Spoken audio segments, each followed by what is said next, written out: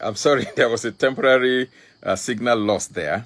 What I was saying is that there are multiple things that begin to happen, okay? And when those things begin to happen, at the end of the day, what happens is that blood clots, that's emboli, and then there is mucus formation, allergic reaction, hyperinflammation, bleeding, and all of these things will lead to what we call hypoxia, low oxygen level, and the person suffocates, and then the person dies. This is how the thing works. Now, so COVID-19 kills through all these multiple actions in the body. That's how it kills all those things. Okay, now let me talk about the issue of vaccines, because people have been touting that, oh, they need to develop vaccines to address this particular situation, and vaccines are important. If there are no vaccines, we're going to be helpless. The lockdown cannot be lifted. We cannot go back to economic activities. Well, personally, I don't believe in that sentiment. Vaccines have their place, but I have two major reasons why I personally don't think vaccine is the answer to COVID-19. Vaccine can be one of the options, quite all right. I'm not disputing that. It can be one of the options, but it is not the only option. That's number one. And number two, it is not even the most effective option. Why do I say so? First, all the viral infections that the world has ever experienced, how many of them have vaccines that is able to protect people sufficiently? Not one. People who get flu shots, we still have to keep getting it every year. This particular COVID-19 virus mutates very quickly. So even if you take a vaccine that is effective, tested and effective today, in 3 months' time, 6 months' time, another variant has come out and another vaccine will be needed for that particular one. That's number one. Number two reason why I think vaccines should not be the primary focus is that the current vaccine that they are trying to develop for this particular COVID-19 infection is not the typical vaccines that we are used to. The typical vaccines that we are used to, okay, they take a virus and weaken that virus and pump it into a person's body to stimulate an immune reaction so that the body develops antibodies against that weakened virus. So next time that person gets exposed to the real virus, the body already knows how to fight it. That is the principle of vaccination. But this particular vaccine that they are trying to develop is not that type of vaccine that we are used to.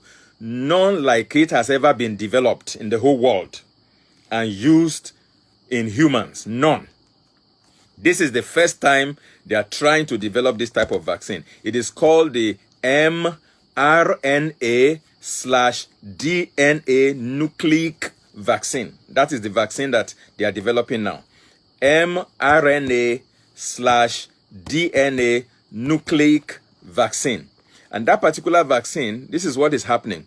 Okay, it has never been approved for human use as a new vaccine. Now, what they do is they take the genetic material of the virus, not a weakened virus now. They take the genes of the COVID-19 virus and inject it into the human body to fuse with your human gene. So that is, in my view, scientifically speaking, that is genetic modification. They are trying to create human GMOs, genetically modified organisms.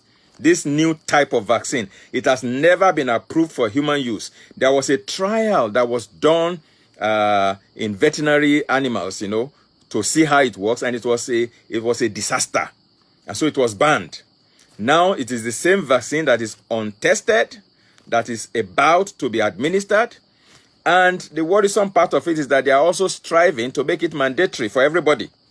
If you don't get that vaccine, you can't get to certain places, you can't do certain things, you can't travel to certain places, you may not be able to get visas to certain countries, and all of those things. Now, the mandatoriness of that vaccination is a violation of our human rights. That is why I personally think it is not something we should explore. So, we must begin to look in other directions. Vaccines serve as one option, but there are other natural substances that equally can serve to help. So in rounding up, let me just give you a few natural substances that we can use to help us in addressing this issue, both to strengthen our immunity and to protect us in case we also contract it, how to win that battle. The first one I will give as a natural suggestion is limit your going out to only places that are absolutely necessary. Like I said, you don't want to unnecessarily and unduly expose yourself to, unnecessary battles. So if you must not go to a place, if it's not compulsory, don't go there. Go to only places that is compulsory or mandatory for you to go. That's the first common sense thing I would say. Number two, you need to have certain things in your first aid box. Number one, you need to have zinc in your first aid box. Zinc is so critical, so wonderful, so powerful that, in fact, when zinc enters into your cells, it can stop COVID-19 from replicating.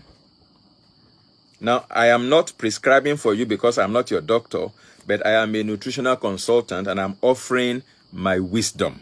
That's all. You have the human right to prescribe for yourself in case you want to use these items. And they are OTC, by the way, over the counter. You don't need prescriptions for them. You can walk into any health store or even online and place an order. If you take about 50 milligrams of zinc every day, it is a mineral. It is not a drug. It is not a pharmaceutical drug. So you don't need a prescription for it. You can prescribe for yourself. It's your constitutional right. It is your human right. Zinc, very powerful. When zinc is used in combination with a transporter, it works even better. A transporter is something that allows zinc to go into your cell very well. It opens your cell membranes and allows zinc to go in. And that is the job that hydroxychloroquine actually does. Hydroxychloroquine helps to open up your cell membranes to allow zinc to penetrate the cells. And there are certain foods we eat that are high in zinc. Something like ginger, for example. I've seen several people who have beaten COVID-19 and they said they blended ginger with garlic, with lemon, with turmeric, with this and that, and they boiled it and drank it. Now, one of the things I have observed is that some of those substances they boil together actually are rich in zinc, particularly ginger, very rich in zinc. And the zinc in there can help to stop the replication of the virus, and it also boosts your immune system on the other hand. So it is weakening the enemy and it is strengthening your immune system so that the odds are now against the virus at the end of the day. So when they take a hydroxychloroquine, of course that one requires a prescription from a licensed medical person. Now that one is going to help to open the cell membrane, and then zinc can go in and strengthen your immunity while stopping the virus from replicating. That's how the combination works. So the first thing you need in your medicine chest or first aid box as a natural element to put you in good stead is zinc. And also eat zinc-rich foods. You can go online and Google foods that are rich in zinc, and you see a catalog of all the foods that are rich in zinc, and they will help you a lot. The second thing you need is vitamin C. Vitamin C is an antiviral vitamin. Very, very potent against all manner of viruses. The flu virus and all the other viruses. If anybody comes down with a flu, one of the things that your doctor will give you is vitamin C. Again, vitamin C is an OTC, over-the-counter medication that does not require prescription. So take a lot of vitamin C, okay? For those who have caught the infection, they can actually take like 1,000 to 2,000 milligrams every 4 hours, 8 a.m. in the morning, 12 noon in the afternoon, 4 p.m. in the evening, and then 8 p.m. in the evening, and that will keep them going. For those who are familiar with lipospheric vitamin C or liposomal vitamin C, that one even works better because of improved bioavailability. But if you can't get liposomal vitamin C, any type of vitamin C will do. You can also eat foods that are rich in vitamin C. The citruses, see, the lime, the lemon, the orange, the tangerine, all of them are rich in vitamin C. That's why when people blend the lemon juice, the lime juice with ginger, with garlic, it works fine because of the high content of zinc in ginger and the high content of vitamin C in the lemon, the lime. Okay, then another thing is things that serve as blood thinners. I mentioned the way COVID-19 kills those that it kills. Number one, it causes an allergic reaction, so excessive mucus production that affects respiration. Number two, it causes hyperinflammation, so you need to take anti-inflammatory agents. Those anti-inflammatory agents, they are simple around. Turmeric is an anti-inflammatory agent. Turmeric. You can make it into turmeric tea. You can blend it into your smoothie. You can put it into your cooking, you know. And then omega-3 oil is also an anti-inflammatory agent. Fish oil, flaxseed oil, okay, cod liver oil. All of those are anti-inflammatory agents. They can reduce inflammation. And then you also need anticoagulants or blood thinners that will not allow those emboli or those blood clots to take place when the person is infected with the COVID-19 virus. Okay, and ginger is very good as, garlic is a good blood thinner. Garlic. Cinnamon is another blood thinner. So when you see a combination of ginger with zinc, garlic as a blood thinner, turmeric as an anti-inflammatory agent, and, you know, lime as a source of vitamin C, the combination is potent. And it blocks all the different pathways by which the virus provokes the body to start attacking itself. And once one can sustain that battle, you know, by blocking those pathways for upwards of 14 days, by the grace of God, that person comes out of that situation.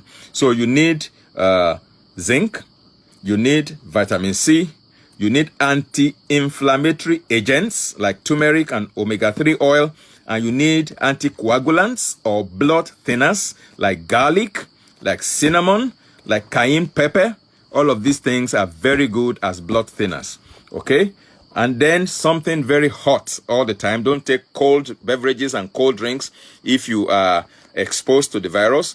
Of course, the wisest thing to do is to prevent exposure by all means. That in case you are exposed, you can do these things at the natural level.